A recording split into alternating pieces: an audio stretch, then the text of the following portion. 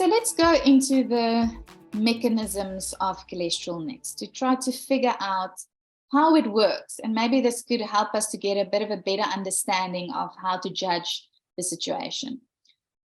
So let's start with the difference between LDL and HDL.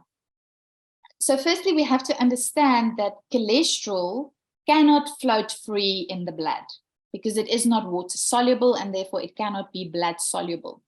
So cholesterol needs to be transported, and it is transported by teeny weeny little spheres called lipoproteins. Okay. The smallest is called a high density lipoprotein. So that's our HDL. Okay. And that is, that's an LDL, the one that's currently blamed for cardiovascular disease, is known as, it is also another sphere, or almost like a taxi, it transports the cholesterol. And even though it's often referred to as good and bad cholesterol, it's not cholesterol at all. It's the minute lipid and protein sphere that carries the cholesterol within it, among many other things. So it's not just that it carries only cholesterol, it carries a lot of other things as well.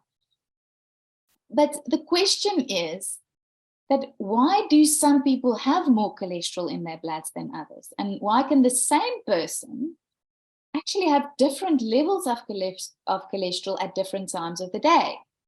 So we know that even that our cholesterol levels can differ in different seasons of the year. So sometimes it tends to go up in winter and in summer it goes down. And we also know that it goes through the roof in people after they've had surgery, or even an infection or some dental treatment. It even goes up when we're under stress. And it tends to go down to normal when we are relaxed and we feel well. So why is this? And the answer to all these questions is that cholesterol is a healing agent in the body. Okay? So when the body has some healing jobs to do, it produces cholesterol and it sends it to the site of the damage. Okay?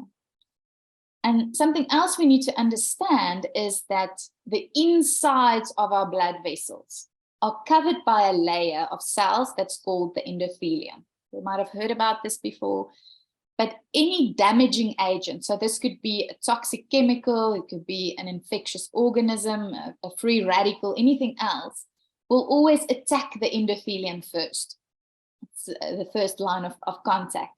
So as soon as the endothelium is attacked, what it does is it sends a message to the liver. And whenever our liver receives that signal that there's some damage to the endothelium, it gets into gear and it sends cholesterol to the site of the damage in a shuttle, little taxi called LDL. Right? And because this cholesterol travels from the liver to the wound in the form of LDL, our science in its wisdom calls LDL bad cholesterol. And then when the wound heals and the cholesterol is removed, it travels back to the liver in the form of HDL, good cholesterol. Right. So I find this quite funny because it's almost like when you're calling an ambulance that's traveling from the hospital to the patient, that's a bad ambulance, right? But when it's traveling back from the patient back to the hospital, then it's a good ambulance. So it's quite a bit misguided, I find. So why does the liver send cholesterol to the site of injury? This is because the body cannot clear an infection, it cannot remove toxic elements, cannot heal a wound without cholesterols and fats, like I've explained earlier with the immune system, right? And when cells are damaged, they require cholesterol and fats to repair themselves. And it's like I've mentioned just now, it's a scientific fact that any scar tissue in the body contains good amounts of cholesterol. And that's why after we've had surgery and there's maybe our tissues are cut, the arteries, the veins, the capillaries get damaged, then the liver receives that very strong signal. So it floods the body with LDL cholesterol to clean and to heal every little wound in our blood vessels. So that's why the blood cholesterol goes high after any surgical procedure. So when we have a high blood cholesterol level, it means that the body is dealing with some kind of damage. And the last thing we should do is to interfere with this process. Because when the damage has been dealt with, usually the blood cholesterol will naturally go down.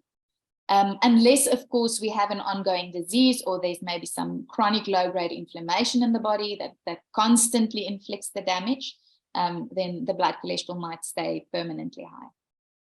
So when a doctor typically finds cholesterol in a patient, what I think should also be important is to really look for the reason, asking and figuring out what is damaging the body, so that the liver has to produce all the cholesterol to deal with the damage, and not just attack the cholesterol, right?